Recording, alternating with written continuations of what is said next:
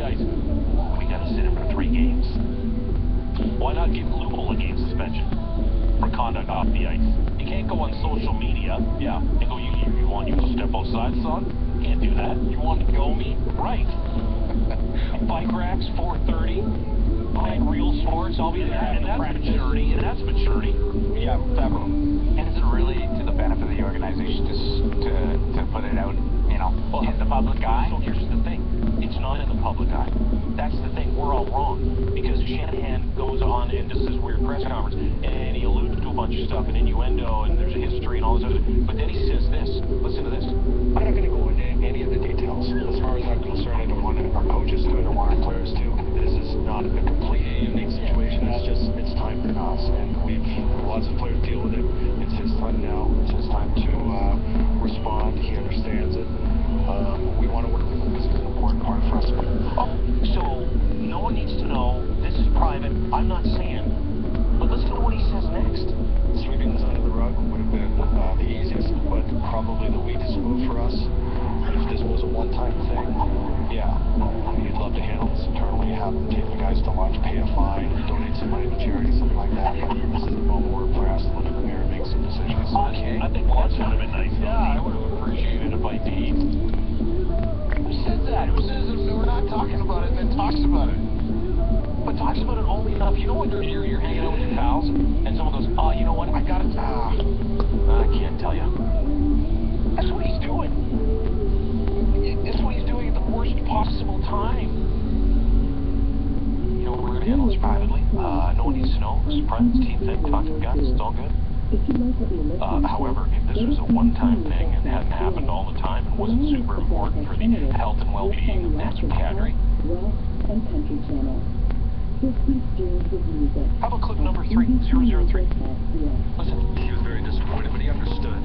He knew that this was a little bit more than just a simple one-time warning of sleeping in. Being late for practice at a very bad time in our season.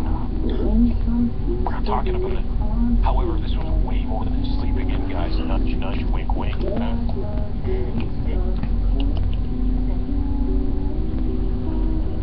7:15.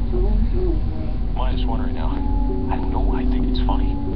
I think it's just absolutely ridiculous, to be honest with you. Just 1 week, Dean, of no drama. Just be quiet, blues. Right. 1 week. That's all I ask for. 2 degrees. Your high later on today. You're listening to Blundell and Company joining us versus Lee Honda, NHL Insider and Sportsnet. Nick Kiprios. Hey, man. Morning, guys. How are you? Not bad. I almost slept in. But okay. What do you mean? What's almost sleeping in? Just kidding. You know what's been? Isn't this all about sleeping in? No, that's what I'm saying. What do you mean sleeping in? You mean you like the nightlife and you like the boogie? Is that? Yeah, especially we go back to being 24. Hey, did you ever, when you were 24 years old or a young guy in the NHL and you got paid, did you party? I think we all did our share, but Did you miss a meeting ever? at 24, and Cadre's been around. He just needed to cover himself. That's all, and he's paying the ultimate price, and I think it's above and beyond. But for whatever reason, they wanted to make an example out of him. But when you played 240 games in the NHL, and not like 20 like Brendan Shanahan did when he was 19 in New Jersey, and sure enough, 30 years later, we hear that he was suspended for 3 games. That secret, well, you can keep a secret in New Jersey for 30 years. Apparently, you can't here in Toronto. Yeah, if you want no one to know something, just tell Lou Lamoriello. But let me ask you something, because I have a problem with it, and I think, the more we talk about it, the more we have a problem with it. Brendan Shanahan, and I don't know if you heard parts of the press conference that we just played, I probably watched it yesterday, but, of all time, if this is a history of it, A, why are you dealing with this now? B, why are you dealing with it so publicly? And C, then why are you saying you're dealing with it privately if you're alluding to all these different things? Yeah, I'm with you. I would have chosen a different path here, especially with, just a little over a dozen games to go. I think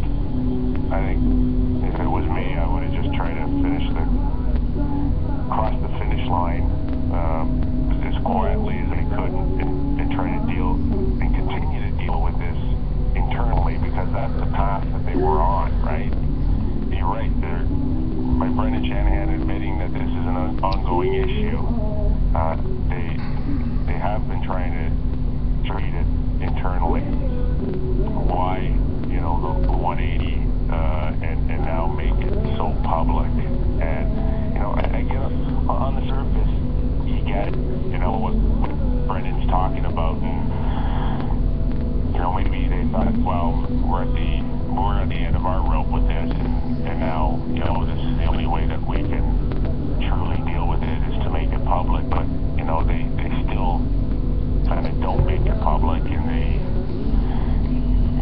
they're told the water by alluding that he's got an issue, but they won't come totally clean on what those issues are.